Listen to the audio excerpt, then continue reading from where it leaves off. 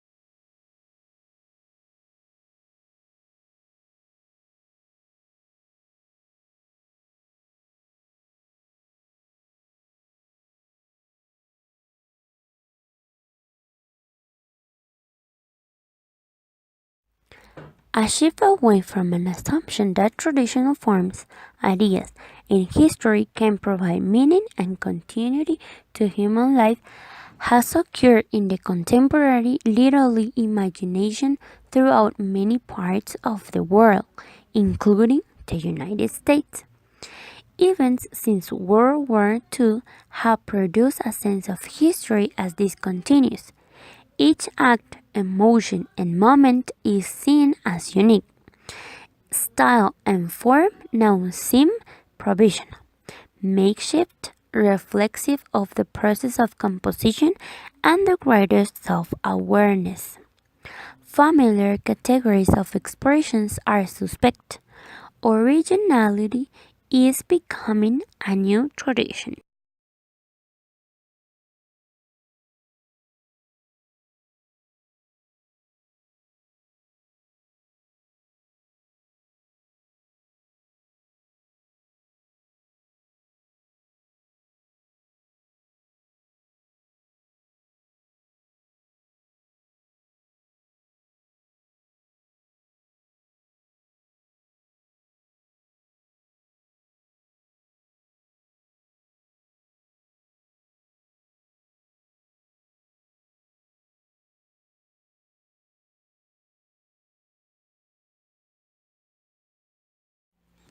The change that has most transformed American society, however, has been the rise of the mass media and mass culture. First, radio, then movies, and now all powerful. Television presence have changed American life at its roots. From a private, elite culture based on the book, the eye, and reading, the United States has become a media culture attuned to the voice on the radio, the music of compact discs and cassettes, film, and the images on the television screen. American poetry has been directly influenced by mass media and electronic technology such as films, videotapes, and tape recorder of poetry, readings, and interviews with poets have become available, and new inexpensive photographic methods of printing have encouraged young poets to self-publish and young editors to begin literary magazines, of which there are now well over 2,000.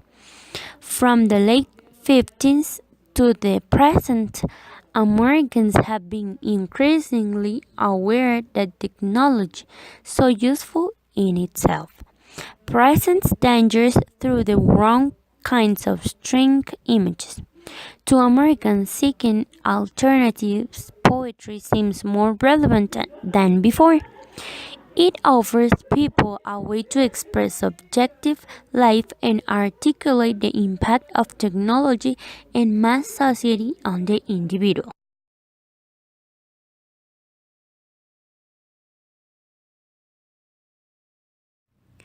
In this time, we can find a host of styles, some regional, some associated with famous schools or poets. Vie for attention, contemporary American poetry is decentralized, richly varied, and impossible to summarize.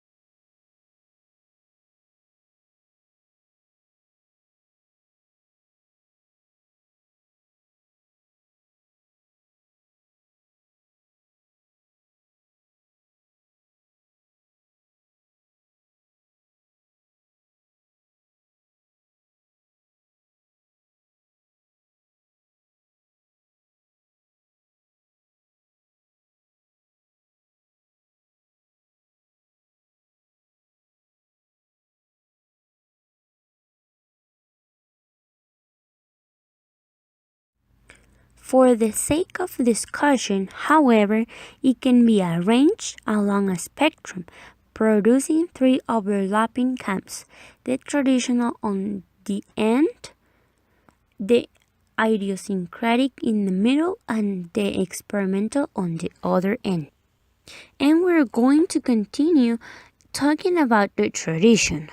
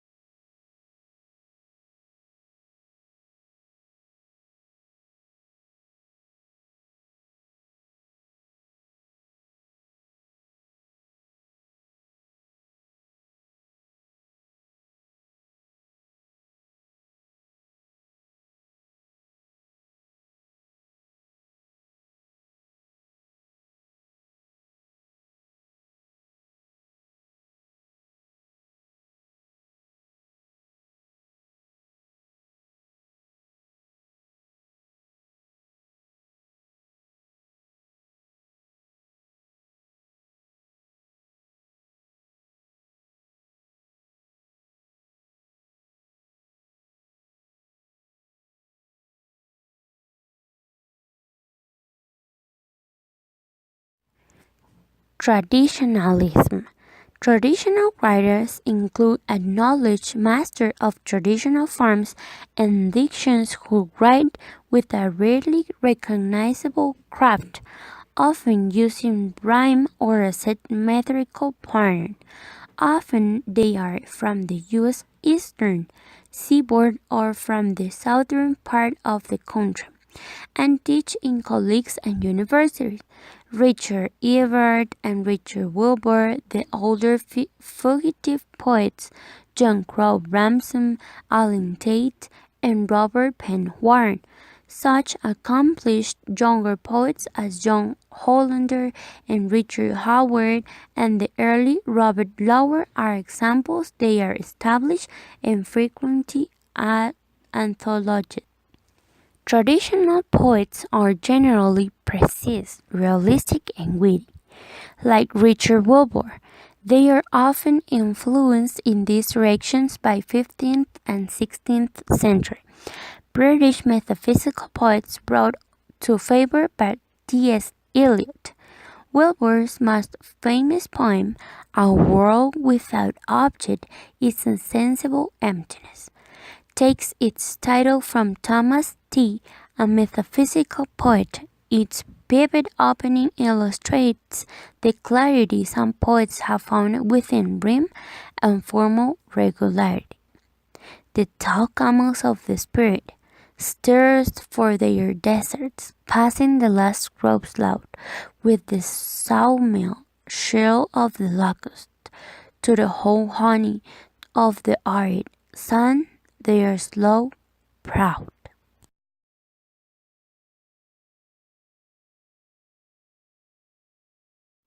Now we're going to talk about the idiosyncratic poets.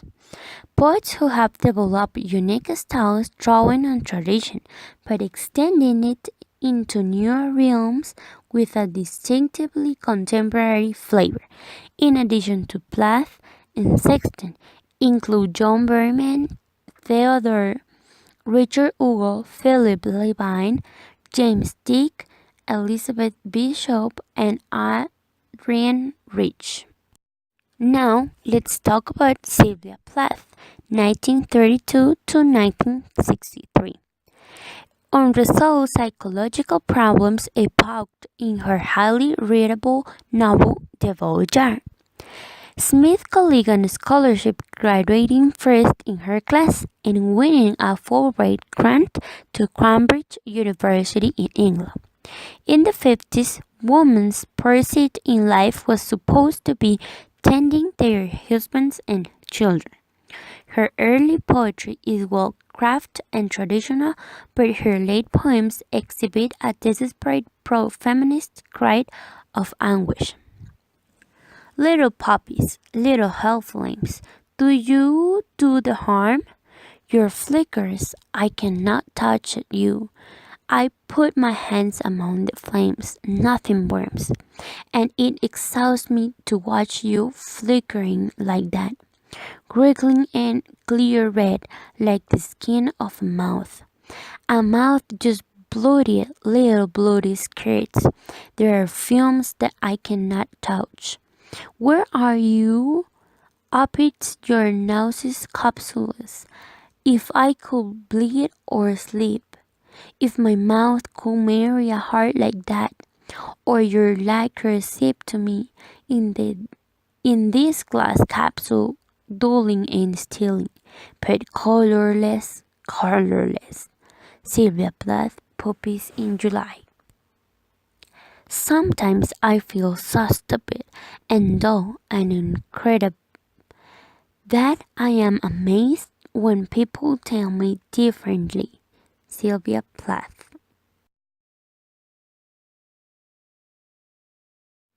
Anne Sexton, 1928 to 1974. Attempt to be wife, mother, and poet. Sexton's confessional poetry is more autobiographical than Plath's and lacks the craftedness Plath's earlier poems exhibit. Sexton's poems appeal powerfully to the emotions, sex, guilt, suicide, female topics concerned with madness and death. Some of her poems were To Bedlam and Part Way Back, 1960. Live or Die, 1966. The Awful Rowing Toward God, 1975. Moon Song. I am alive at night. I am dead in the morning. An old vessel who used up her oil. Bleak and pale burnt. No miracle, no dazzle. I'm out of repair, but you are tall in your bridal dress, and I must arrange for your pony. I was always a virgin, old and pitted. Before the world was, I was.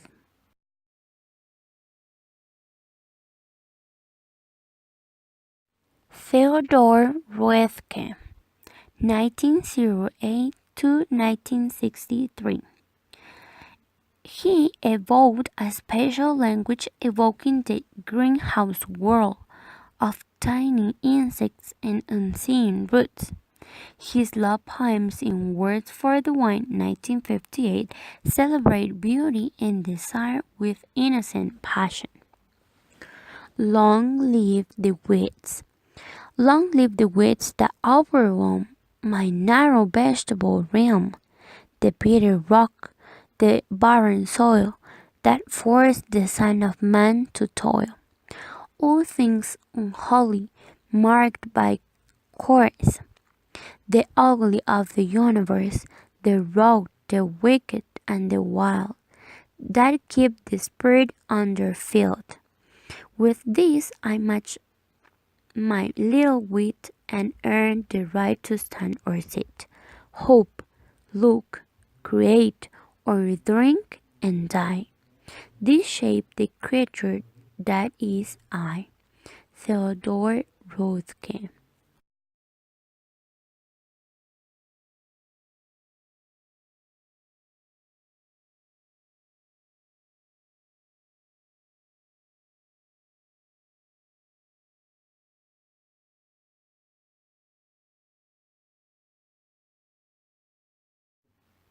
Philip Levine deals directly with the economic suffering of workers through observation, range, and painful irony.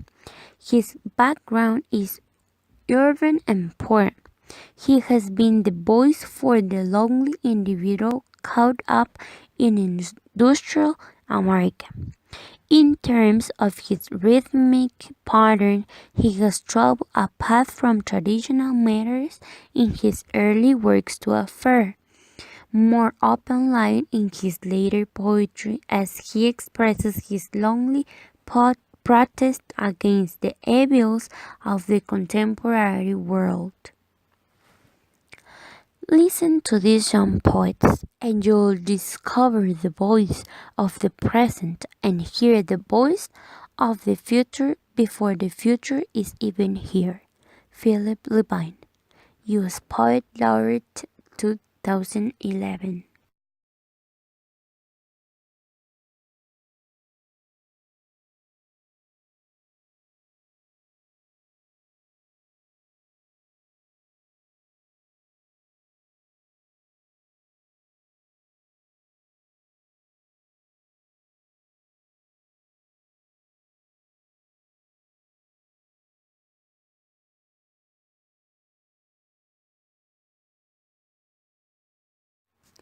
James Dean, novelist, essayist, and poet.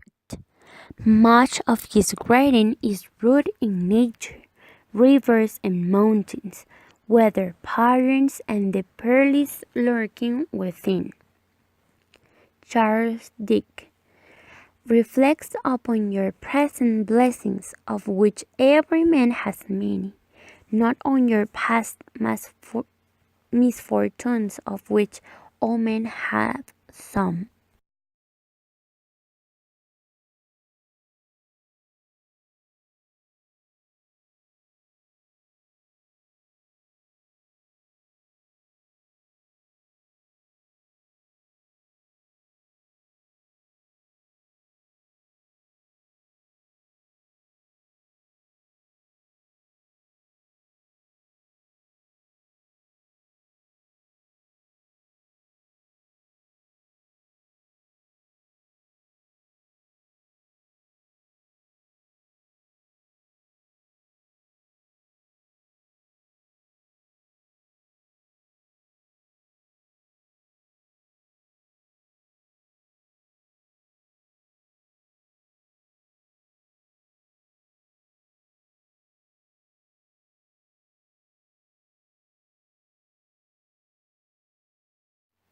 Experimental poetry.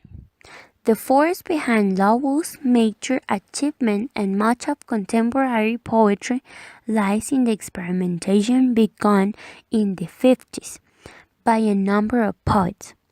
They may be divided into five loose schools identified by Donna Allen in this New American Poetry.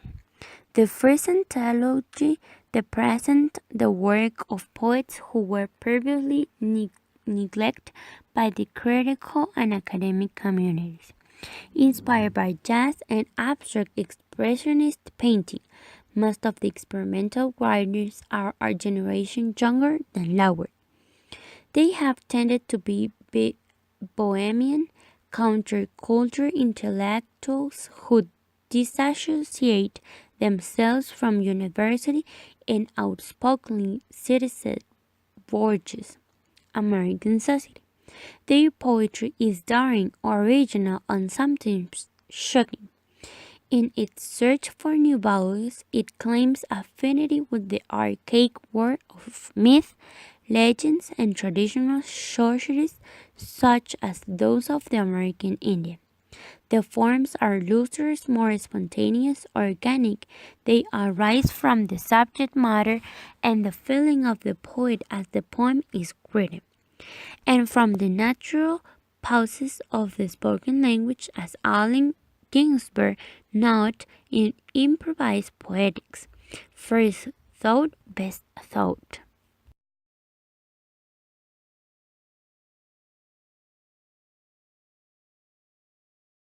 The Black Mountain School. The Black Mountain School centered around Black Mountain College, an experimental liberal arts college in Asheville, North Carolina, where poets Charles Olson, Robert Duncan, and Robert Creeley taught in the early 50s.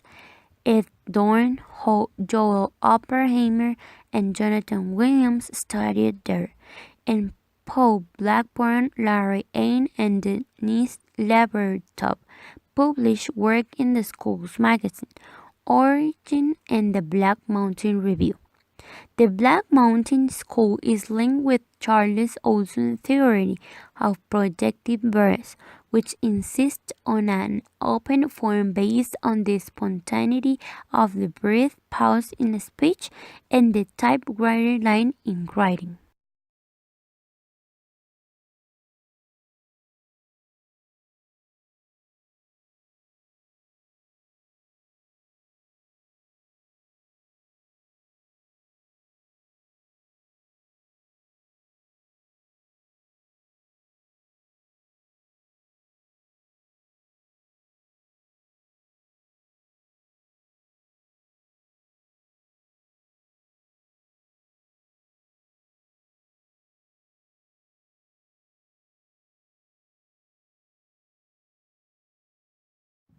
The San Francisco School.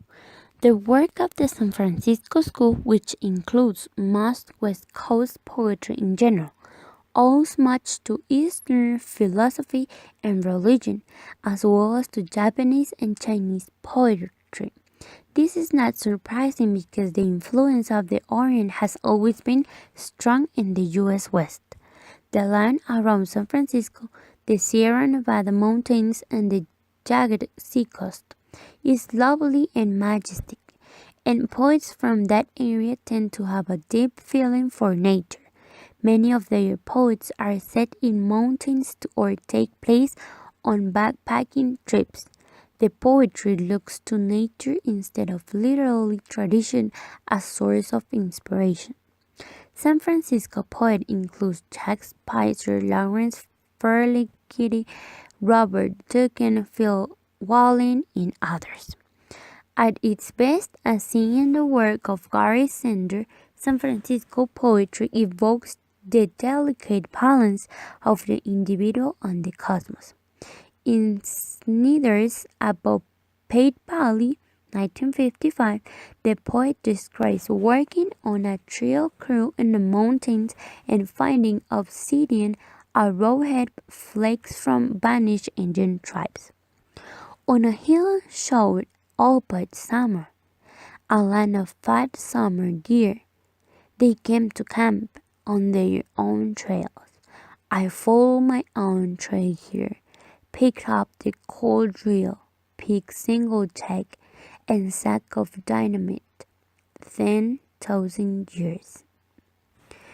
The San Francisco School blends into the next grouping, the Beats, poets who emerged in the 50s. Most of the important Beats migrated to San Francisco from the East Coast, gaining their initial tradition recognition in California. Major Beats writers have included Allen Ginsberg, Gregory Corso, Jack Kerouac, and William Burroughs.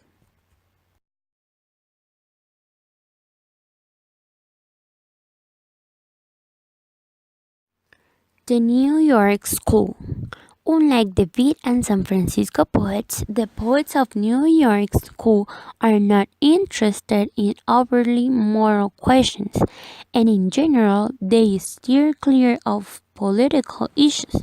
They have the best formal educations of any group. New York City is the fine art center of America and the birthplace of abstract expressionism, a major inspiration of his poetry. Most of the poets work as art reviewers or museum curators or collaborated with painters.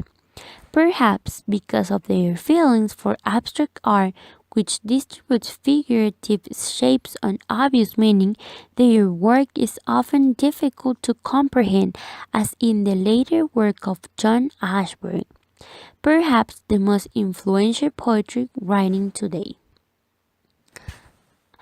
Ashbery's fluid poems record thoughts and emotions as they wash over the mind too swiftly for direct articulation.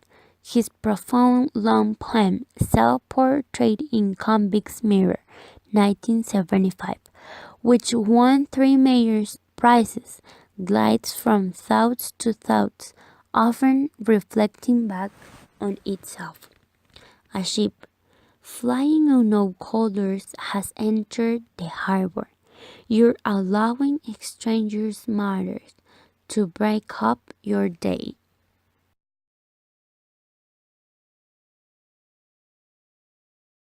Surrealism and Existentialism. In this anthology, defining new schools, Donald Allen includes a fifth group he cannot define because it has no clear geographical underpinning. This vague group includes recent movements and experiments. Chief among these are surrealism, which expresses the unconscious through vivid, dreamlike imagery and much poetry by women and ethnic minorities that has flourished in recent years. Though superficially distinct, surrealism, feminism, and minorities appear to share a sense of alienation from white male mainstream literature. During the 60s, many American writers, Merwin Robert, Charles, and Mark Twain, among others, turned to French and especially Spanish surrealism for its power and motion, its archetypical images, and its model of anti-rational existential unrest. Bell's political surrealism harshly criticized American values and foreign policy during the Vietnam era in poems like The Thief Mother Naked at Last. It's because we have new packing for smoked oysters that pump holes appear in the rice paddies.